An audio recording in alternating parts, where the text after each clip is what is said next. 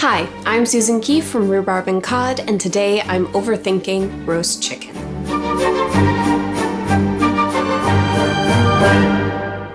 Is there any dish more universally loved than roast chicken?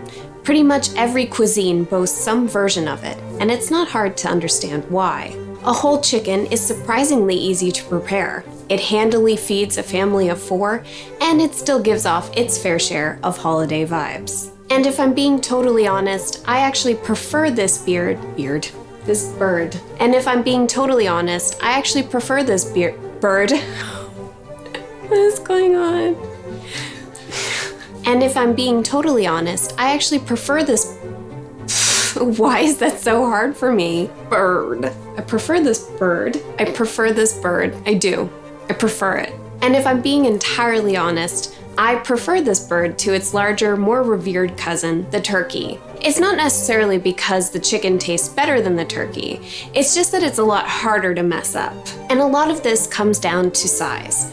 A chicken requires less seasoning, brining, and cooking to get it to its peak. Plus, chickens cook more evenly, another virtue associated to its smaller stature. And honestly, I don't usually have 10 to 12 people sitting at my table. Chicken leftovers are way less overwhelming than turkey leftovers. But despite its forgiving nature, there are still quite a few ways you can set your chicken up for success. And once you master this simple but impressive roast, you'll never look twice at grocery store rotisserie chickens again. So let's get started. We're going to start by dry brining our chicken, which sounds fancy, but it's nothing more than seasoning the entire bird and leaving it to air dry in the fridge. Place a cooling rack on top of a small baking sheet. This will ensure airflow underneath the chicken as it dries. Clip the trussing the chicken came with. We want the limbs free so they can be evenly seasoned. Pour roughly 2 tablespoons of kosher salt into a small bowl. I do this so I can double dip after rubbing the salt onto the chicken. Generously season the cavity and all sides of the bird.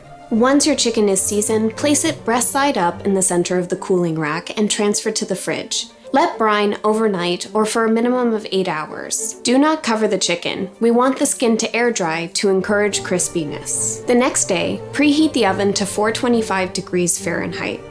Retrieve the chicken from the fridge. The skin should look rosy and feel tacky to the touch. Stuff the chicken with your choice of aromatics. I used 4 crushed garlic cloves, a bundle of sage, and a whole lemon. These will perfume the chicken while they cook, and it will also provide a source of steam, which will keep the breast meat in particular moist. Feel free to play with the ingredients here. You can swap the lemon for a lime or a couple of slices of oranges, or you could add a bit of raw ginger and/or cilantro. This is a perfect place to get a little creative. Refrain from adding fresh or dried herbs to the surface of the chicken at this point. They will burn once they're introduced to the oven and become bitter. Once your chicken is roasted, you could add fresh parsley or black pepper, but not before. Now it's time to truss the chicken, and I know what you're thinking. Didn't I just ask you to untruss the chicken? I did, because it was important to the dry brining process, but trussing the chicken can be helpful when it comes to roasting. It sort of depends what you're looking for when you think of the chicken of your dreams. If you truss your chicken, you will sacrifice some of the skin crispiness. Take the leg joint, for instance. It will steam while it's pressed up against the breast.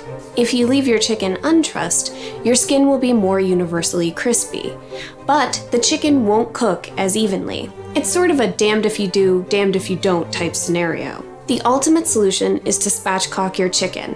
To spatchcock a chicken, simply remove the backbone and press on the breastbone to open it like a book. This will ensure both uniformly crispy skin and even cooking. But in the interest of staying classic and the thrill of delivering a whole burnished chicken to a dinner table, I will not be spatchcocking my chicken, I will be trussing it. But if spatchcocking speaks to you, give it a go. It will also significantly reduce your cook time. Most chickens only take 30 minutes. But enough about that. Let's truss this bird. Take a good length of butcher's twine and line the center of it up with the center of the bird. Loop the twine around the bird's legs and pull them together. Take the 2 ends of the twine and pull them up towards the wing. Loop each end around its corresponding wing and bring the ends towards the center of the bird. Loop the ends around each other and bring them across the bird lengthwise to meet again on the back. Fasten the twine and trim the excess. Flip the chicken back to breast side up and tuck the wingtips under the twine so they sit flush with the breast. Once the chicken is trussed, we're going to rub it all over with softened butter.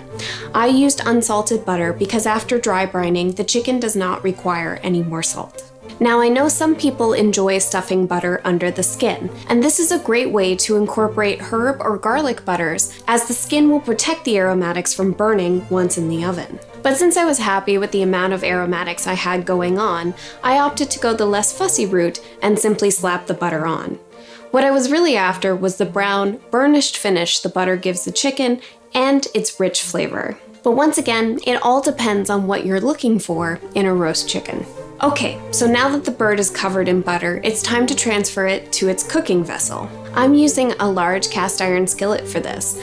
I like this method because I can heat up the skillet before I add it to the oven. This is a good way to keep the bottom of your chicken crisp. This is a particularly useful method if you don't have a V-rack, which keeps the chicken from sitting on the bottom of their roasting vessel. Roast chicken really is all about airflow. Introducing your bird to a hot skillet will sear the bottom and seal it, which will help reduce the formation of rubbery skin. Place the large cast iron skillet over medium heat until smoking. Add the chicken breast side up and sear the bottom for 2 to 3 minutes. Transfer to the oven and roast for 20 minutes. When 20 minutes have passed, take the chicken out of the oven and baste it with the juices that have collected in the bottom of the skillet. Reduce the oven's temperature to 350 degrees Fahrenheit and return the chicken to the oven. Roast for another 40 minutes, basting every 10.